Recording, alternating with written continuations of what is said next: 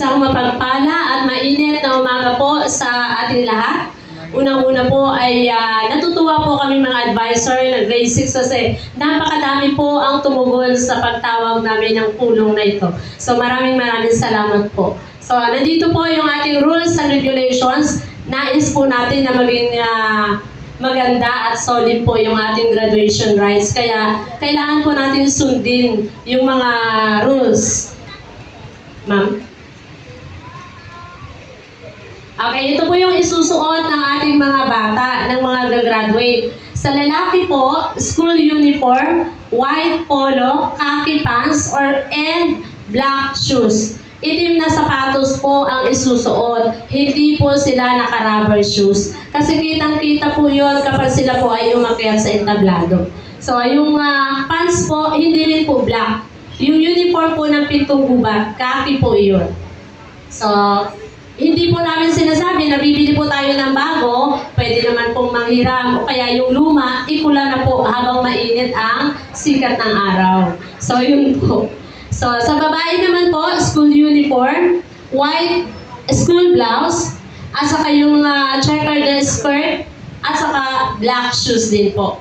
So yun po ang isusuot, hindi po bibili ng bagong damit. So hindi rin po Sunday dress. So, uniform po ang isusuot. Next po. So, ito po yung simple formal attire para sa mga babae. Simple ngunit naaayon sa okasyon ang kasuotan. So, sino po ba ang magagamit niyan? Yung mga nanay, tita, kung tita ang attend, lola, kung lola ang attend. Hindi po maaari ang naka-short, maong pants, backless na blouse, sobrang iksi na skirt, o yung nakalabas ang cleavage. So, ito po, sabi ko nga kanina, kung nais po natin na maging maayos, para hindi po tayo maharang sa gate, yung mga magmamarsyal na mga teacher, baka sabihan po kayo na, ma'am, di ba po, nung meeting ay sinabihan na po tayo, niremind po tayo na bawal ang sobrang iksi na skirt. Maari po ang sleeveless, ngunit hindi maari ang spaghetti strap. So, yun po. Magkaiba po yun. Sa pants naman po ay slacks ang isusuot. So, hindi po sinabi na lahat kayo ay naka-gown. Hindi po sinabi na lahat tayo ay naka-dress or Sunday dress. Pwede po ang pants, pero slacks po. So, next po. Para naman po sa mga lalaki, maaari pong maong pants, ngunit dapat samahan ito ng polo shirt. Or, yung sapatos din po na gagamitin ninyo ay naaayon po sa okasyon. So, para formal nga po ang ating graduation rights. So, hindi rin po maaari ang short, sando at naka-chinelas. So, baka hindi po tayo makapasok doon sa covered court ng Paliparan 2 Integrated High School. Panatilihin po natin simple, ngunit formal ang ating kasuutan. So, simple lang naman po. Polo shirt ay pwede na po. Kung gusto nyo naman po mag-polo, ay pwede rin po. Basta wag lang po nakasakto. So, yun po. So, one graduate, one parent in the venue. So, dahil hindi po kasya, kung ang bata natin ay nasa 700, plus 700 po na parent, so ilan na po yun? Plus 100 plus na teachers, so kaya isa lang po ang allowed na parent.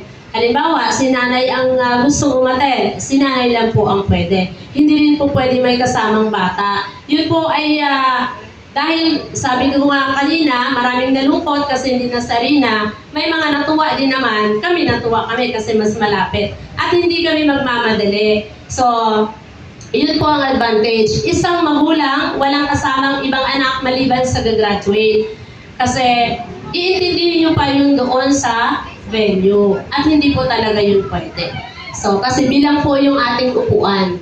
So, ang bilang ng ribbon ng bawat magulang ay tanging may suot lamang nito ang makakapasok sa loob ng venue ng graduation. Bibigyan po kayo ng ribbon, di ba, sa last day ng practice. Isang ribbon para sa parent na attend. So, yun lang po may suot na ribbon, yun lang po ang makakapasok doon po sa Paliparan 2 Integrated High School Covered Court. So, maliwanag po sa atin yun. Hindi na po tayo makikiusap at ipipilit. Wala pong mag-aalaga sa anak ko. Kaya ngayon pa lamang po, mahaba pa po yung oras, maghanap na po ng paraan. Kung paano, halimbawa may baby, walang maiwanan. Ngayon pa lang po ay planuhin na kung ano yung nararapat na gawin para hindi nyo na po isama. Bukod po sa mainit ang panahon, ay bawal po talaga. Bawal din po ang pagdadala ng nakabatang kapatid at baby sa okasyon. So baka ipagpilitan niyo po na wala po talaga magbabantay. Kaya ngayon pa lang po kami ay nakikiusap na sa inyo. Nagawa na po ng paraan na makahanap. Kung hindi naman po talaga pwede yung nanay, si tatay. Kung hindi pwede si tatay, may tita pa naman po siguro. O kaya ay may ate pa, may nakakatandang kapatid. So, yun po ang ating dapat tandaan. Hindi po pwedeng mahuli. Ang oras po ng graduation natin ay 8 o'clock. Hindi po pwedeng darating tayo doon ng 8 o'clock. So, ang mga batang malilate, saan sila pupunta? Alam po ninyo yun, di ba? Kasi syempre yung mga ibang parents may graduate na. Sa likod po, uupo. Magsasama lang po yun doon sa mga kaklase nila kapag tatawagin na sila at tatanggap ng diploma. Pero, pag sila ay na-late, kung ang zinc yung nasa dulo na nakaupo, sila po ay doon sa likuran ng zinc. Or kung sino mang section yung nasa pinakahuli. Yun po, kaya iwasan po natin ang malate. Meron kami. Ayan, ang pagkuha ng litrato ay nabanggit na rin kanina ni Ma'am Lizelle. Magkakaroon tayo ng official photographer sa ating venue at kukuhain niya ng larawan ng lahat ng batang tatanggap ng diploma. Libre ito sapagkat babayaran ito ng fund ng Pintong Gubat Elementary School. Kaya hindi nyo na po kailangan pumunta sa harapan para mag-picture.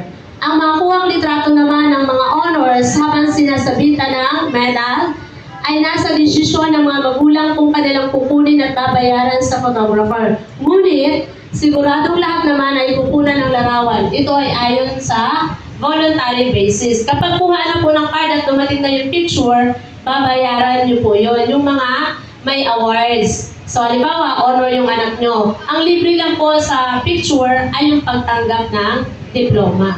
Yung mga pagtanggap ng awards, nasa inyo po yun. Hindi rin naman po ito sa pilitan. Pero, sigurado po kami na makukuhanan po ng pictures lahat. Dahil sa mga nabanggit sa itaas, mahigpit na ipinagbabawal ang pagpunta ng mga magulang sa harapan ng stage upang kumuha ng personal na litrato. Para maging maayos yung graduation rites natin, hindi magulo, iwasan po natin yung pagtayo-tayo sa upuan para kumuha ng picture. Kung nakaupo po kayo sa likuran, pwede nyo na lang po i-zoom at mag-picture na lang po. Huwag na pong tumayo. Sabi ko nga kanina, may official photographer po tayo na pupunta. Lahat po ng bata kukuha na ng picture. Yung mga pagtanggap, nabanggit na nga, na yun ay inyong babayaran kung nais yung kunin yung copy ng picture. Next po nga. Okay, seating arrangement po tayo. Ang mga magulang ay upo sa left side, bleachers at sub-bleachers facing ng stage. Yung iba naman po sa inyo ay nakarating na doon, kaya hindi po pwedeng malate.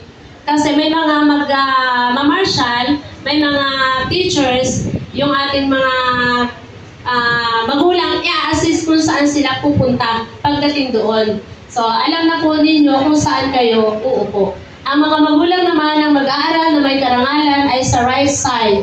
So, sa kanang bahagi ng bleachers ng stage para hindi na mahirap yung kanilang pagtayo kapag nando na tayo sa awarding na bahagi ng graduation. Next po.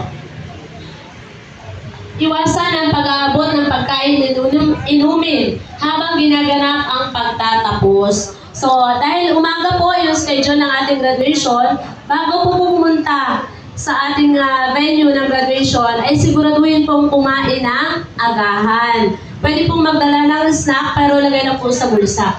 Huwag na pong magdala ng marami kasi bago naman mag-lunch, sigurado po ako tapos na ang graduation ceremony po.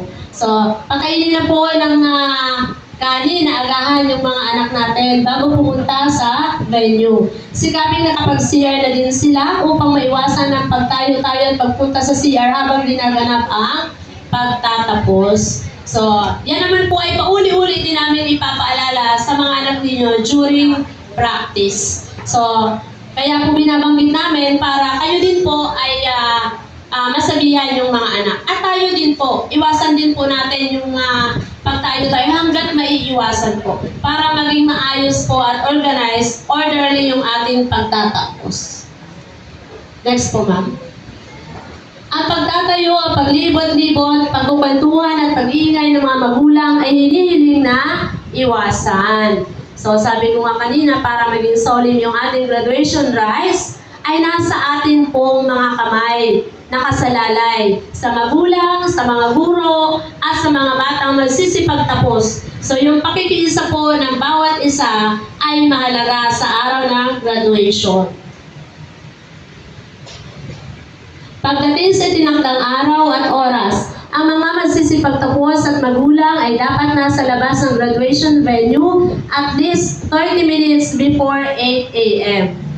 para sa assembly at paghahanda sa pag-marcha. So, ibig sabihin, 7:30 dapat po lahat ay naando na. So, para po tayo ay maging maayos at hindi na maghahanap yung mga advisors sa mga kulang pa at nawawala pang mga estudyante ng bawat section.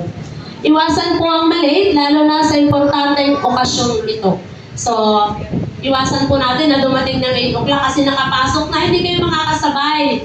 Hindi makasabay ang inyong anak doon sa section kung saan sila kabilang. So, yun po yung sinasabi ko kanina. Bagamat hindi na required na magsusuot ng face mask, ang mga dadalong may sipon, ubo, allergy o anumang nararamdaman ay hinihiling pa rin po na magsuot ng face mask. So, para din po sa ating kaligtasan. Kung wala naman, ay hindi naman po nire-required. So, kagaya ngayon, may mga ilan po na nakasuot ng face mask. So, para din po sa pag-iingat sa ating kalusugan.